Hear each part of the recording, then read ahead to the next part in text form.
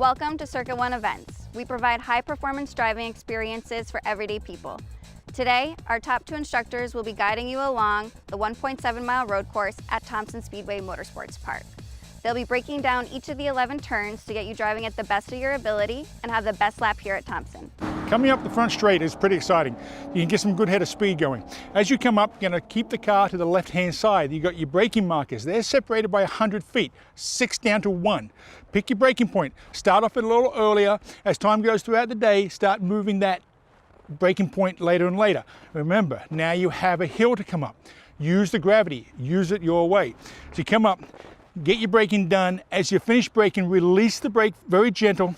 Get to your turning point, which is the orange cone, and do the turn in. As you turn in for turn 1, the apex is the orange cone again. You're going to aim for that orange cone. As you aim for that, you're going to start squeezing that throttle down. Remember, the sooner you get on that throttle at that point, the faster you will be around this track. As you start to accelerate out, squeeze the throttle, aim towards the outside. You should be running those red and whites at the end on the outside of the turn, ready for the entry for turn 2. As you come out of turn 1, you're going to start squeezing the throttle down. As you start doing that, start unwinding the steering wheel. You're going to position the car out towards this track out point, which is that cone. As you get up on the red and whites, this is where you need to be in order to position yourself into turn 2.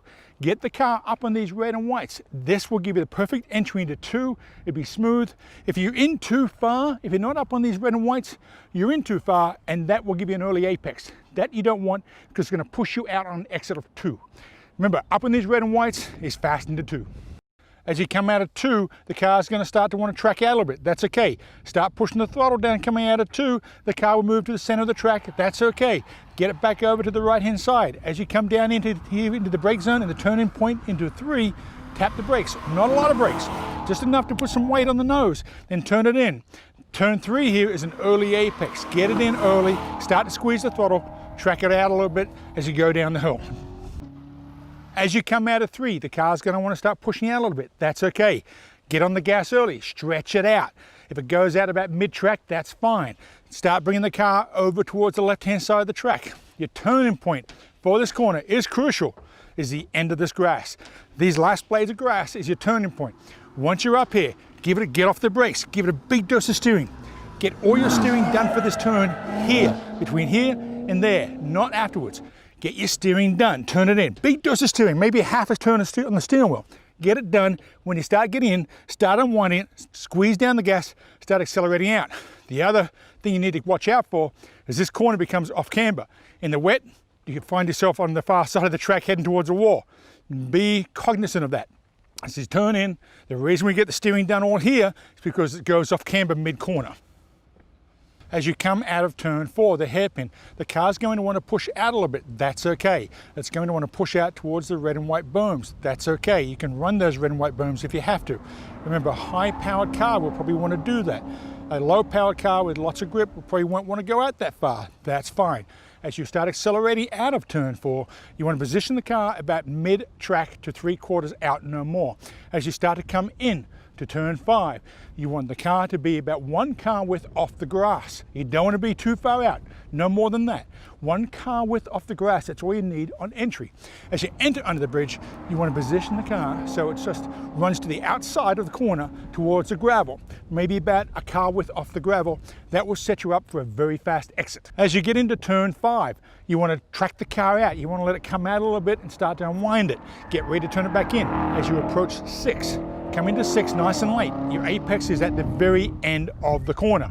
As you then hit that apex and start accelerating away, you want to position yourself in the center of the track to run down into turns 7 and 8. As you come out of 6, you want to position the car center of the track. Run up the short straight. You turn in for 7 and 8 is a late turn in. Your turning point is actually that split bit of tarmac between the 2 different colors of tarmac. This is the turning point into 7 and 8. This cut piece of tarmac separating the 2 different types of tarmac, that's your turning point. You want to position the car over this cut piece. Now, as you turn in, the data has shown that if you do the turn in from up here instead of down tight, you'll add probably 3 to 5 miles an hour on exit. We have data to prove that. Be patient at this point. Count to 2. Then once you count to 2, complete the turn in and get tight to the apex on the way out. The apex is between those 2 light poles, and it's anywhere between those 2 light poles. Keep it tight to the grass on exit and run down the short straight into 9.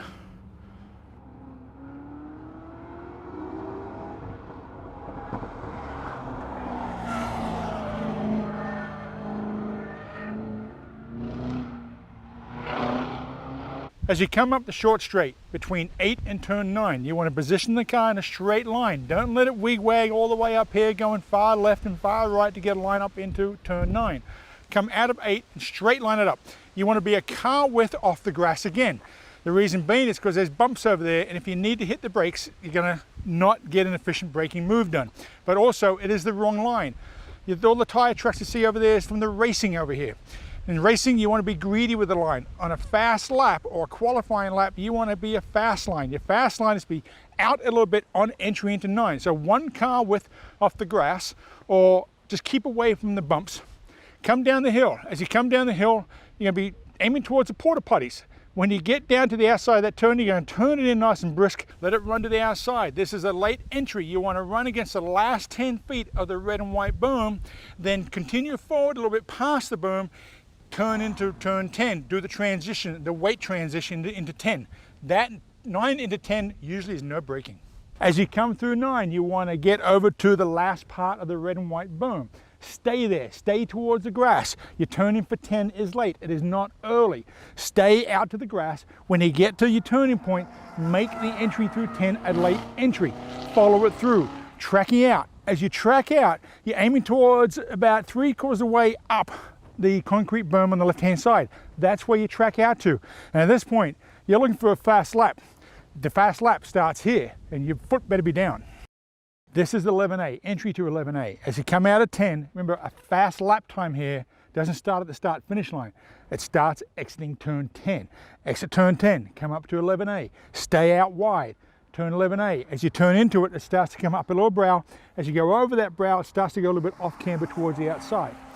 Turn in, get it in nice and late. Let the car track out a little bit. A powerful car will push out a little bit towards the outside. A lightweight car will probably hold mid-track. As you start coming around, start feeding the throttle in. You really should be on the throttle hard over there. Coming out of 10, maintain throttle, push it hard, lift here if you have to, just put some weight on the nose. Maybe use this as a shift point.